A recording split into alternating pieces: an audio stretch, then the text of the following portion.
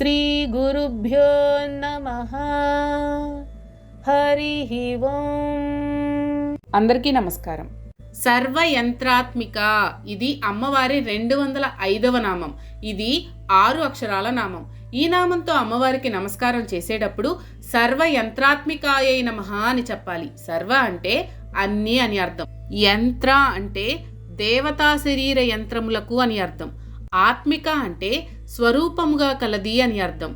యమించు వానిని యంత అని, నియమించు వానిని నియంత అని, యమింపబడిన దానిని యంత్రము అని అంటారు. యంత్ర పదానికి ఉన్న ఈ అర్థాన్ని బట్టి శరీరంలో పనిచేసే అన్ని భాగాలు కూడా బయట పనిచేసే పరికరాలు, పనిముట్లతో పాటు యంత్రాల క్రిందకే వస్తాయి. బయట మనం సాధారణంగా చూసే యంత్రాలన్నీ కూడా గతిశక్తి లేదా స్థితి శక్తుల మీద ఆధారపడి పనిచేస్తాయి. యాంత్రిక శక్తి, ఉష్ణశక్తి, విద్యుత్ శక్తి, ఆవిరి శక్తి, ధ్వని శక్తి, వికిరణ శక్తి మొదలైన శక్తులన్నీ కూడా ఈ 2 రకాల శక్తులలో ఏదో ఒక దాని క్రిందకు వస్తాయి. అమ్మవారు పరాశక్తి, శక్తి స్వరూపిణి కాబట్టి శక్తి మీద ఆధారపడి పనిచేసే యంత్రాలన్నింటికీ అమ్మవారు ఆత్మ లాంటిదే అవుతుంది. ఇక మానవ శరీర నిర్మాణాన్ని పరిశీలిస్తే ఎన్నో యంత్ర వ్యూహాలు ద్యోతకమవుతాయి. శ్వాస ప్రక్రియకు ఒక ముక్కు, 2 ఊపిరితిత్తుల కూర్పు ఒక యంత్రం. రక్త ప్రసరణకు అవసరమయ్యే కర్ణికలు, జఠరికలు, సిరలు, ధమనులతో కూడిన గుండెకాయ ఒక యంత్రం. పంచేంద్రియాల ద్వారా గ్రహించిన విషయాలను ఆకళింపు చేసుకుని అందుకు తగిన విధంగా స్పందించేందుకు అవసరమయ్యే నాడీ మండలంతో సంధానింపబడే వెన్నుపాము, మెదడుల కూర్పు ఒక యంత్రం.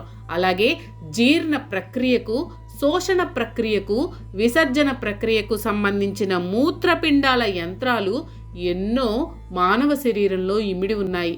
ఇవన్నీ పరాశక్తి అయిన అమ్మవారి స్వరూపం క్రిందకే వస్తాయి. ఇప్పుడు చెప్పిన యంత్రాలలోని వివిధ అంశాల అమరికను యంత్రంగా అర్థం చేసుకున్నట్లయితే ఈ విశ్వ నిర్వహణ కార్యక్రమానికి అవసరమయ్యే యంత్రాలు కూడా ఎన్నో ఉంటాయని గ్రహించాలి. ఇటువంటి యంత్రాలలోని వ్యూహాన్ని, అమరికను సంక్షిప్తం చేసి రేఖలు, చాపాలు, వృత్తాలు, అర్ధవృత్తాలు, కోణాలు, త్రిభుజాలు, చతుర్భుజాలు మొదలైన వాటితో ఉండే రేఖా గణితాత్మక చిత్రాలతో రూపొందింపబడేవే వాస్తవానికి ప్రస్తుత నామంలో చెప్పబడిన యంత్రాలు. విశ్వ నిర్వహణకు దోహదపడే సకల దేవతలను ఇటువంటి యంత్రాలతో సమన్వయపరిచి ఆరాధించడం కూడా సాంప్రదాయకంగా వస్తున్న ఆచారం. గణపతి యంత్రం, లక్ష్మీ యంత్రం, మత్స్య యంత్రం మొదలైనవి అన్నీ ఇలాంటివే. వీటిలో కొన్నింటిని చక్రాలని కూడా అంటారు. శ్రీచక్రం అలాంటి కోవలకే వస్తుంది. విగ్రహం దేవతకు స్థూల రూపమైతే తత్సంబంధమైన యంత్రం సూక్ష్మ రూపమవుతుంది.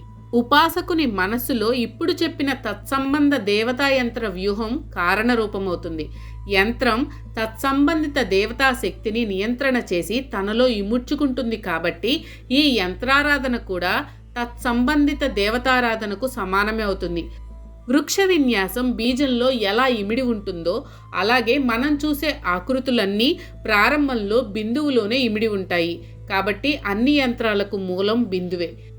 ఈ బిందువును అధిష్ఠించి ఉండేదే పరాశక్తి, బైందవాసన అయిన అమ్మవారు. అందుకే అన్ని యంత్రాలకు అమ్మవారు ఆత్మ వంటిదని ఈ నామంలో సర్వయంత్రాత్మిక అని చెప్పబడింది.